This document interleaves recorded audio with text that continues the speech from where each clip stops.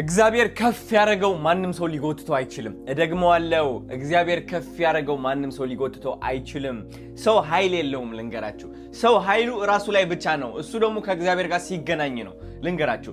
ሰው ተንኮለኛ ሲሆን፣ ሰው ቀናተኛ ሲሆን ደካማ ነው ሁሌም። እግዚአብሔር የራቀው ሰው ነው እሱ። ሰይጣን የቀረበው ሰው ነው። ሰይጣን የቀረበው ሰው ደግሞ ለራሱ ደካማ ለሌላ ሰውም ደካማ ነው ልንገራችሁ። ደካማ ነው። የውህና ድካም ይመስላችሁ ከሆነ ሰው መደገፍ ድካም ይመስላችሁ ከሆነ የሰው ከፍታ ዝቅታችሁ እንደሆነ የምታውቁ ከሆነ ሰይጣን ይሄው ጉብ ብሎላችኋል። እናንተ ሰዎች ናችሁ እንግዲህ ማርያም እናቴ ብላችሁ የምትጽፉት እናንተ ሰዎች ናችሁ። ቅዱስ ገብርኤል እንደዚህ ጸበል የምታከብሩት እንዴ? ሃይማኖተኛ መሆንና ሃይማኖተኛ እንደሆንክ ማስመሰል ሁለት የተለያዩ ነገሮች አሉ። የብዙዎቻችን ኢትዮጵያውያን ዋና ጠላት ምንድነው? ማስመሰል ነው። ብፁዕ እንደሆን ማስመሰል።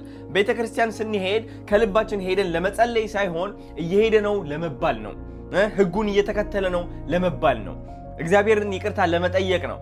ከዛ ግን ነገ ተነስተን ደግሞ ወደ ጨለማው ልባችን ተመልሰን መቅናትና ማማታችን አናቋርጥም። ተረዳችሁኝ? እንደነዚህ አይነት ሰዎች ከከበቧችሁ እነዚህ ሰዎች ለማስደሰት ብላችሁ ራሳችሁን እንዳታጠፉ፣ ተስፋ እንዳትቆርጡ፣ ዝቅ እንዳትሉ፣ እንዳትደበቁ ልምላችሁ እንዳትደበቁ። because አስመሳይ የሆነ ሰው ከበዛ በዚህ ዘመን ላይ እናንተ ተሰዳቢ ናችሁ። ምንም ብታረጉ ምንም